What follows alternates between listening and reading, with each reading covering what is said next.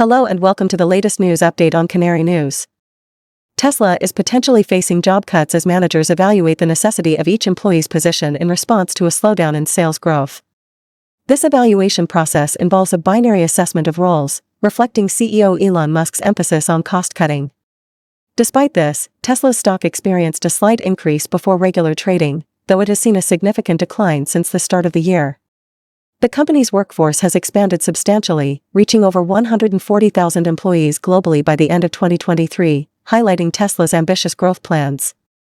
Tesla has undergone periodic job reductions, such as the termination of employees in Buffalo in February 2023, although the company denied any connection to a concurrent union campaign. Musk acknowledged Tesla's transitional phase between growth waves, driven by the introduction of new vehicle models. Amidst this transition, Tesla has allocated substantial funds for its next-generation electric vehicle and other initiatives, with capital expenditures surpassing $10 billion this year.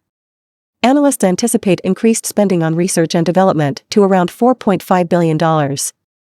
Tesla faces challenges in reducing costs on its existing product lineup, as noted by CFO Vaibhav Taneja. Despite this, the company maintains a semi-annual performance rating system, scheduling exits for low performers about 2 months before their reviews. Tesla continues its recruitment efforts, evident from numerous job listings, demonstrating a commitment to strategic workforce planning amid a dynamic landscape. In other auto news, Ford Motor Company is strategizing to counter its electric vehicle losses by developing affordable, compact electric vehicles to compete with Tesla Incorporated and Chinese automakers. CEO Jim Farley disclosed these plans following the company's announcement of better-than-expected fourth-quarter results, with adjusted earnings per share doubling analyst expectations. Recognizing that high prices are deterring mainstream consumers from adopting electric vehicles, Ford aims to pivot its EV strategy towards smaller, more cost-effective models. Farley highlighted the creation of a low-cost EV platform led by Alan Clark, who previously worked at Tesla. Despite reporting substantial losses from its current battery-powered models, Ford anticipates profitability from the new EV platform and plans to reduce losses in the coming years. Ford's shift in focus comes as it attempts to balance EV spending reduction with increased production of traditional internal combustion engine models. The company forecast earnings of $10 billion to $12 billion before interest and taxes for the current year, accompanied by $2 billion in cost-cutting measures targeting various operational areas. The promising quarterly results and optimistic full-year guidance have boosted investor confidence, leading to a rise in Ford's stock value. Additionally, Ford plans to issue a supplemental dividend to shareholders alongside its regular quarterly dividend. However, challenges persist, particularly in achieving profitability in the EV segment and managing labor costs. Ford faces higher labor expenses compared to its rival General Motors Company, which recently presented a robust earnings forecast for 2024. Ford's internal combustion engine business reported slightly lower than expected earnings in the fourth quarter, while its commercial business exceeded analyst expectations.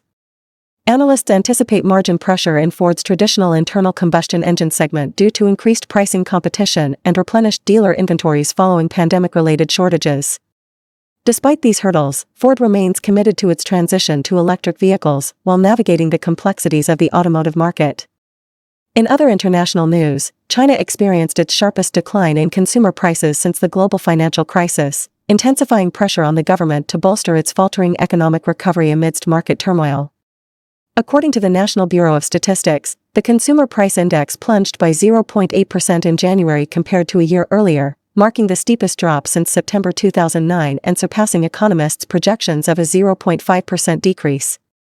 Pinpoint Asset Management Limited's president and chief economist, Jiwei Zhang, commented that the CPI data highlights China's enduring deflationary challenges, emphasizing the urgent need for swift and aggressive government intervention to prevent entrenched deflationary expectations among consumers.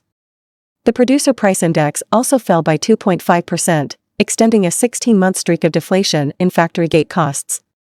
Calls for increased stimulus measures have grown louder as China grapples with economic headwinds and a downturn in the stock market.